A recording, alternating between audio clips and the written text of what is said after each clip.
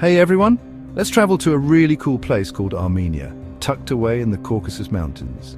It's a small country, but it has a huge history and tons of amazing things to see. Think big mountains, beautiful valleys, and really detailed carpets made by local artists. Armenia was the very first country to make Christianity its official religion, which shows how strong and faithful its people are. From the beautiful Lake Sevan, which some people call the jewel of Armenia, to the busy streets of Yerevan, its capital city, Armenia is a mix of old and new.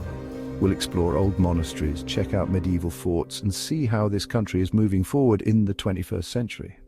Armenia's story is told in its stones, its music, and its traditions. Let's go discover this hidden gem. Armenia's history goes way, way back, thousands of years. It's a story of good times and bad times. From the time the Armenian kingdom began way back in the 6th century BC to its important spot on the Silk Road, Armenia has always been at the crossroads of East and West. This location was great for trade and sharing ideas, but it also meant that bigger empires wanted to control it. Persians, Romans, Byzantines, Arabs, Mongols, and Ottomans all ruled over Armenia at different times, shaping its culture and making its people even stronger. But even with all that, Armenians held on tight to their language, culture, and Christian faith. Becoming Christian in 301 AD, even before the Roman Empire, made Armenia a Christian nation in a mostly Muslim area. This strong faith helped them through some really tough times. Monasteries, often hidden on cliffs or in valleys, became places of learning, keeping Armenian culture alive. The early 1900s was a very sad time for Armenia. Something terrible happened called the Armenian Genocide. Between 1915 and 1923, the Ottoman government hurt and killed about 1.5 million Armenians. They were forced from their homes, made to walk across the desert, and treated horribly. The Armenian Genocide was a planned effort to wipe out an entire group of people. It reminds us how dangerous hate can be. Even after this terrible event, the Armenian people never gave up. Those who survived went all over the world, remembering their homeland and starting new lives.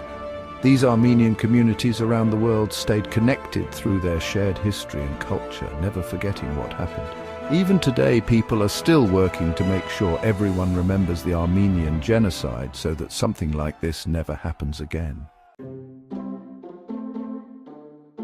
Let's talk about Armenian culture. From the beautiful duduk music to the cool Armenian dances, Armenian culture is full of life. The duduk is a woodwind instrument that makes a sound that seems to tell the story of the Armenian people.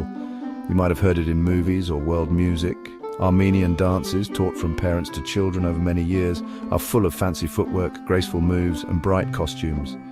Each dance tells a story, maybe about a good harvest, or celebrating Armenia, or remembering old traditions. The Kohari is a fun, energetic dance, usually done by men, showing unity and strength.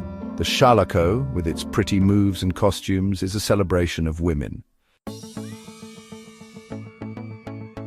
Armenian food is super yummy. It mixes flavors from different places because of where Armenia is located and its history. Fresh herbs, tasty spices, and local ingredients make Armenian dishes both comforting and something to celebrate. Lavash, a thin flatbread, is like the main part of every meal. You can use it to scoop up dips, wrap around grilled meats, or just eat it with herbs and cheese. Korovats is like Armenian barbecue grilled meat on skewers, cooked perfectly and served with veggies and lavash. Doma are grape leaves stuffed with rice, herbs, and sometimes meat. And for dessert, try gata, a sweet pastry that goes great with Armenian coffee.